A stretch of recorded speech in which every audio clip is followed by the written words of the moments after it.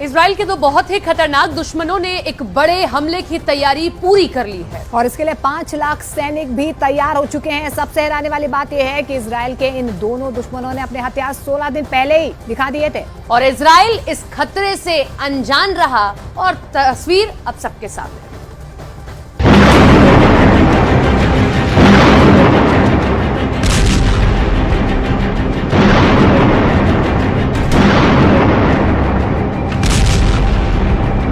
फिलिस्तीन और इजराइल के बीच युद्ध शुरू होने से पहले ही जंग का तापमान 100 डिग्री सेल्सियस पहुंच चुका था।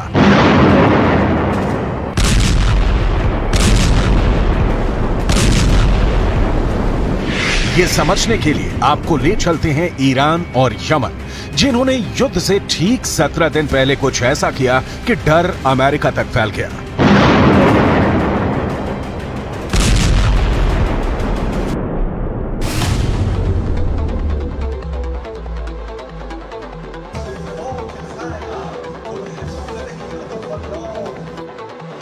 दो देश,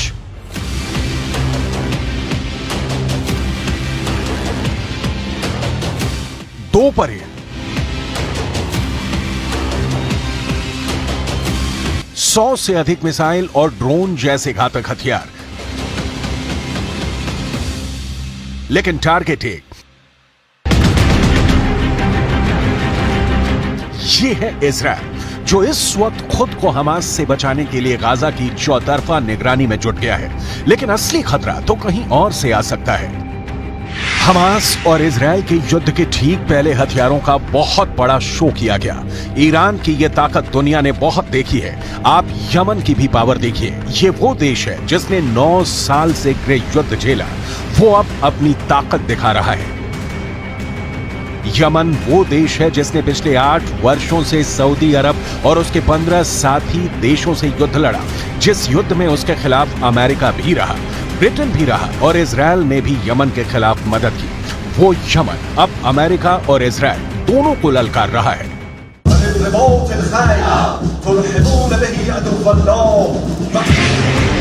युद्ध की ऐसी ललकार, ऐसा गुस्सा, आप इस इलाके को पश्चिम एशिया कहकर बुलाइए, इसे खाड़ी कहिए या फिर मिडिल ईस्ट, नाम कितने भी हों, लेकिन इस वक्त यूक्रेन के बाद दुनिया का सबसे खतरनाक इलाका कोई है तो वो यही जमीन है। पिछले 4 दशकों से यह इलाका युद्ध देख रहा है और अब एक बार फिर यमन और ईरान ने अपनी परेड दिखाकर बता दिया है कि इजराइल और अमेरिका के खिलाफ उसका युद्ध किसी भी वक्त शुरू हो सकता है।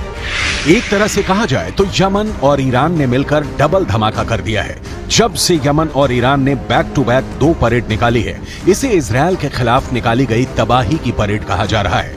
इसे देखकर इजराइल से ज्यादा अमेरिका घबरा गया है, क्योंकि यही अब 2 दुश्मन हैं जिनसे ईरान अपना हिसाब बराबर करना चाहता है। हमास को लेकर यमन और ईरान के साथ अब सऊदी अरब से लेकर कतर और मिस्र सभी एक प्लेटफॉर्म पर आ चुके हैं। सऊदी अरब से दोस्ती के बाद ईरान के सामने अब सिर्फ 2 ही बड़े चैलेंज हैं। ये हैं इजराइल और अमेरिका। बहुत गौर से देखिए ईरान के राष्ट्रपति इब्राहिम रईसी ने इजराइल और अमेरिका के लिए क्या कहा।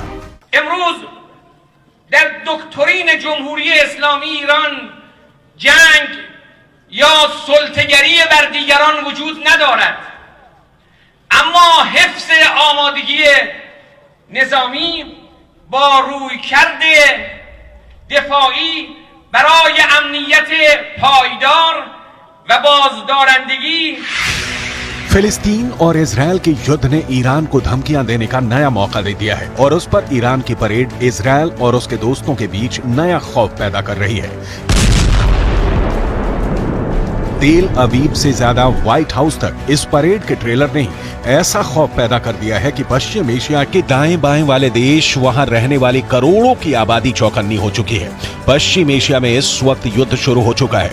इसे देखते हुए ईरान पहले ही अपने हथियारों को यूक्रेन में भी आजमा चुका है और अब वो इसके साथ अमेरिका और इजराइल को भी चैलेंज कर रहा है। ईरान अपनी वार्निंग को हमले में बदलना बहुत अच्छी तरह जानता है। ऐसा उसने जनरल सुलेमानी की हत्या के बाद करके दिखाया था। साथ में अब यमन में जो परेड हुई उसने ईरान की ताकत को और बढ़ा दिया है। यमन वो देश है जिसके ज्यादातर हथियार ईरान से ही सप्लाई किए गए हैं। यमन के इस मिसाइल का नाम है तूफान, जो 1000 किलोमीटर की रेंज तक मार कर सकती है। इस मिसाइल से यमन ने सऊदी अरब को कई बार डराया है।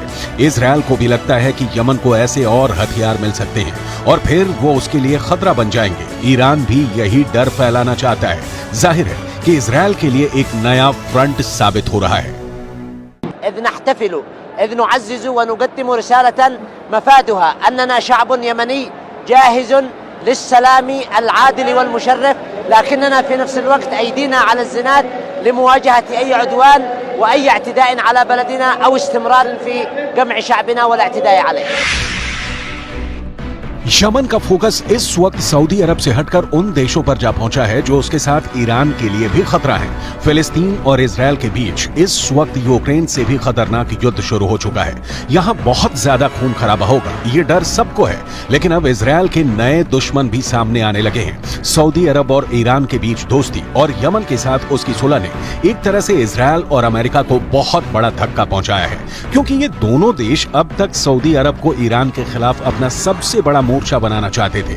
लेकिन पश्चिम एशिया में आए कूटनीतिक बदलावों ने अब पिक्चर बड़ी कर दी है। यमन और सऊदी अरब के बीच युद्ध खत्म हो चुका है और यमन अब सीधे इजरायल को टक्कर देना चाहता है। लेकिन साथ में यमन की तरफ से एक वार्निंग सऊदी अरब को भी दी जा रही है, जो इस परेड में छुपी हुई है।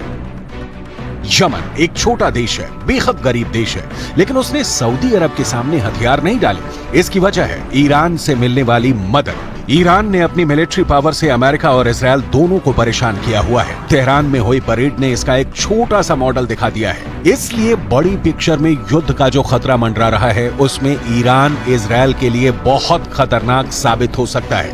इन दोनों की दुश्मनी किसी भी वक्त युद्ध में तब्दील हो सकती है। इसमें कोई शक नहीं कि पश्चिम एशिया में इजरायल और ईरान एक दूसरे के सबसे बड़े दुश्मन हैं।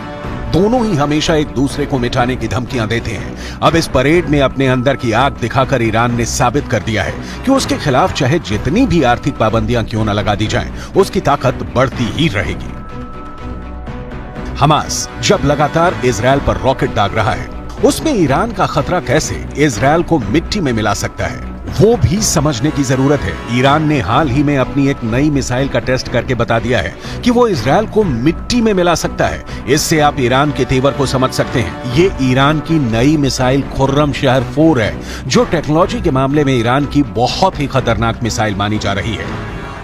ये ईरान की खुर्रमशहर 4 मिसाइल है और इसकी रेंज 2000 किलोमीटर है। ये 1500 किलो तक का वॉरहेड ले जा सकती है और खुर्रमशहर 4 इतनी सटीक है कि यह मिसाइल अपने टारगेट के 30 मीटर के दायरे में ही गिरती है और 13 मीटर लंबी इस मिसाइल को लॉन्चिंग के दौरान ही खत्म किया जा सकता है, क्योंकि जब ये अपने टारगेट की तरफ बढ़ती है, यानी टर्मिनल स्टेज में, इस मिसाइल की रफ्तार करीब 20,000 किलोमीटर प्रति घंटा हो जाती है। इजरायल के किसी भी मिसाइल डिफेंस के लिए इसे रोकना आसान नहीं होगा। इसीलिए इजरायल अब लगातार यहां पर घबराया हुआ है, क्योंकि उसके पास इसका कोई भी विकल्प किसी भी तरीके का नहीं है। ईरान और उसकी मिसाइलें अभी इजरायल से दूर हैं, लेकिन कब ये बम इजरायल पर फटने लगे, इसके बारे में बाइडन भी कुछ नहीं जानते। फिलहाल इजरायल हमास के रॉकेट से जूझ रहा है, जबकि ईरान की मिसाइल तो इससे 100 गुना ज्यादा तबाही मचा सकती है। ईरान के राष्ट्रपति इब्राहिम रईसी ने इस मिसाइल के साथ अपना बहुत खास वीडियो भी शूट करवा चुके हैं। हाल ही में तेहरान में हुए एक डिफेंस शो में खुर्रमशहर मिसाइल के आगे वो चलते हुए नजर आए और फिर ये वीडियो वायरल कर दिया गया। इसमें रईसी 6 खुर्रमशहर बैलिस्टिक मिसाइल के आगे चलते हुए नजर आ रहे हैं। आपने ईरान की मिसाइल देखी, अब उसका नया ड्रोन देखिए। परेड में ये नीले रंग का ड्रोन इजरायल को सीधा सीधा टारगेट बनाने की तरफ इशारा कर रहा है। हाल ही में इस ड्रोन को लॉन्च करके ईरान ने अमेरिका और इजरायल को बहुत बड़ी वार्निंग दे दी है। इस ड्रोन को दिखाकर ईरान ने अपने दुश्मनों का हाथ काटने की धमकी दी है। ईरान ने कहा है कि उससे जो टकराएगा उसका हाथ कलम कर दिया जाएगा। आखिर इस नए ड्रोन को लेकर ईरान का आत्मविश्वास इतना क्यों बढ़ गया है? ये ड्रोन गाइडेड बम से लैस है। ये drone anti tank guided missile से लैस है। इस ड्रोन का नाम है मोहाजिर 10 और यही ड्रोन पूरी दुनिया को दिखाकर ईरान ने 2 देशों को बहुत ही खतरनाक चुनौती दे दी है। एक है अमेरिका और दूसरा है इजरायल। दोनों ही ईरान के कट्टर दुश्मन माने जाते हैं। کسانی که دستشون به طرف این کشور بخواد به تعدی و تجاوز دراز بشه حتما دست اونها به دست توانای نیروهای ما قطع خواهد شد. क्या यही ड्रोन इजरायल पर भी हमला कर सकता है? ईरान की राजधानी तेहरान में जब ये ड्रोन दिखाया गया तो वहां के राष्ट्रपति का आत्मविश्वास देखने लायक था। चकाचौंध वाले इस डिफेंस शो में मोहाजिर 10 को जब दुनिया के सामने लाया गया तो इसकी तुलना अमेरिका के MQ-9 रिपर ड्रोन से की जाने लगी। MQ-9 जिसे प्रीडेटर बी ड्रोन भी कहा जाता है। ये वो ड्रोन है जिसने अमेरिका ने अफगानिस्तान और पश्चिम एशिया में अपने बड़े बड़े टारगेट को खत्म किया है। इसमें अल-कायदा का चीफ अल जवाहिरी भी शामिल था। लेकिन अब इसी ड्रोन की नकल बनाकर ईरान अमेरिका को चैलेंज कर रहा है। ईरान और इजरायल की दूरी 1800 किलोमीटर है और ईरान का दावा है कि मोहाजिर 10 2000 किलोमीटर की रेंज तक हमला कर सकता है। यानी ये इजरायल तक एक तरफा उड़ान भर सकता है और वहां एक कामिकाज़े ड्रोन की तरह हमला कर सकता है। इसी बात को लेकर अमेरिका और इजरायल घबराए हुए हैं। मोहाजिर 10 ड्रोन की रेंज 2000 किलोमीटर तक है। ये 24 घंटे तक आसमान में मंडरा सकता है और सबसे बड़ी बात यह कि मोहाजिर 10 ड्रोन 300 किलो वजन तक की मिसाइल और बम लेकर उड़ सकता है। ईरान के ड्रोन की रेंज बढ़ती जा रही है और अब इसकी जद में पश्चिम एशिया के वो इलाके भी आ रहे हैं जहां अमेरिका के अड्डे हैं और वो इस ड्रोन को लेकर काफी बौखलाए हुए हैं। ईरान एक ड्रोन पावर है और दुनिया ये बहुत अच्छी तरह समझ चुकी है कि ईरान से युद्ध करना आसान नहीं है। पश्चिम एशिया में ईरान ने अपने ड्रोन पावर की बदौलत ऐसा दबदबा कायम किया है कि इसका खौफ इजरायल तक नजर आता है।